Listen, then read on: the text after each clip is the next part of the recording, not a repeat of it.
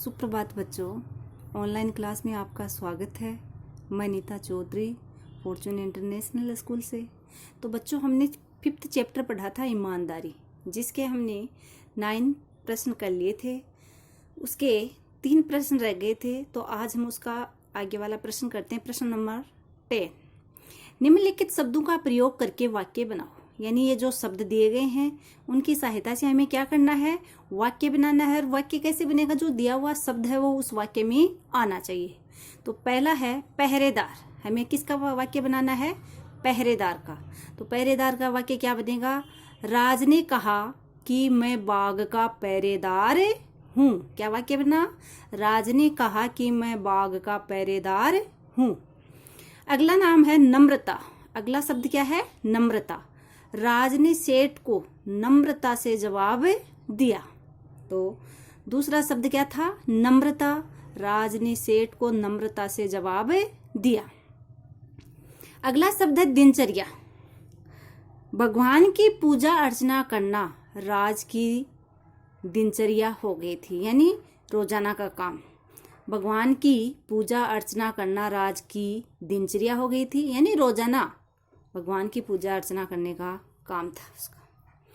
फिर अगला शब्द है क्रोधित। सेठ ने मेहमानों को खट्टे आम खिलाए तो वे क्रोधित हो गए।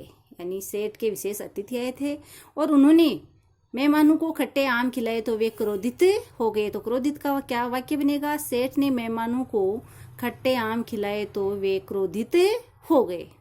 अगला शब्द है अतिथि।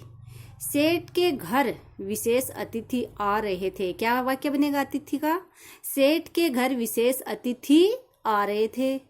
फिर अगला शब्द है तरक्की। सेठ ने अपने व्यापार में राज को खजांची का पद देकर तरक्की कर दी। तो तरक्की का क्या वाक्य बना है, एक बार वापस देखो। सेठ ने अपने व्यापार में राज को खजांची का पद देकर तरक्की कर दी। यानी इनका हमें वाक्य बनाना है, ये जो शब्द दिए गए हैं। तो वाक्य कैसे बनाने होते हैं बच्चों, जो शब्द दिए गए हैं वो वाक्य में आने चाहिए। अगला प्रश्न है निम्नलिखित शब्दों की वर्तनी शुद्ध करके लिखो। यानी जो शब्द दिए गए हैं ये शब्द अशुद्ध है, इनको हमें शुद्ध लिखना है। अशुद्ध का मतलब है गलत है, इनको हमें सही करके लिखना है। तो ईमानदार, ये शब्द गलत दिया हुआ है, ईमानदार बड़ी आएगी, ईमानदार।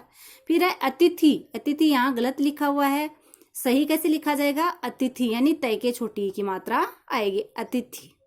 फिर है दिनचर्या। तो दिनचर्या कैसे लिखा जाएगा, दिनचर्या, या पे रह जाएगा। फिर है आज्ञा। आज्ञा का मतलब होता है आज्ञा। आज्ञा का मतलब क्या होगा, आज्ञा। तो ये कैसे लिखा जाएगा, ऐसे। फिर अब प्रश्न। ये प्रश्न यहाँ सही दिया हुआ है तो इसको वैसा का वैसा लिख देंगे, प्रश्न। अब आगे है प्रश्न नंबर 12। दिए गए वाक्यों के लिए सही विकल्प चुनकर के सही का निशान लगाना है। ये जो प्रश्न है 12 वाला, इसमें ये बताया गया है कि जो सही विकल्प है, सही उत्तर है, उसको चुनकर के हमें यहाँ खालिस्तान में भरना है और उसके सही का निशान लगाना है। तो इसमें क्या है, खालिस्तान नामक गांव में एक व्यापारी रहा करता था। तो सेठ था, वो कहाँ रहता था, रामपुर गांव में। तो यहाँ खालिस्तान में क्या आएगा, रामपुर नामक गांव में एक व्यापारी रहता था। तो रामपुर के आगे हमें सही का निशान लगाना है।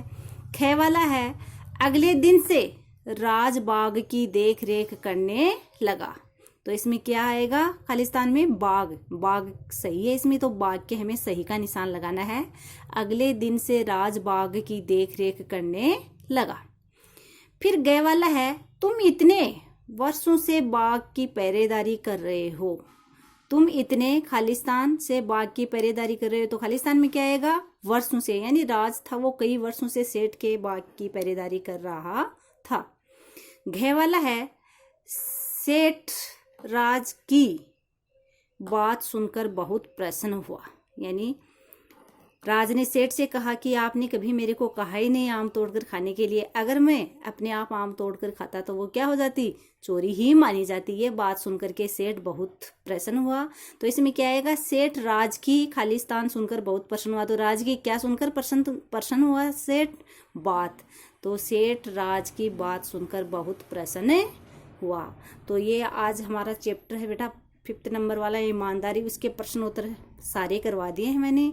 आपको क्या करना है, ये प्रश्न उत्तर हैं मौखिक और लिखित प्रश्न तो आपको फिर नोटबुक में करने हैं, और बाकी के ये जो प्रश्न उत्तर हैं जैसे 10 और 11 वाला प्रश्न है ये भी आपको नोटबुक में करने हैं, और जो बुक में फिल किए हुए हैं वो आपको बुक में फिल करने हैं और उनको याद भी करना है। धन्यवाद।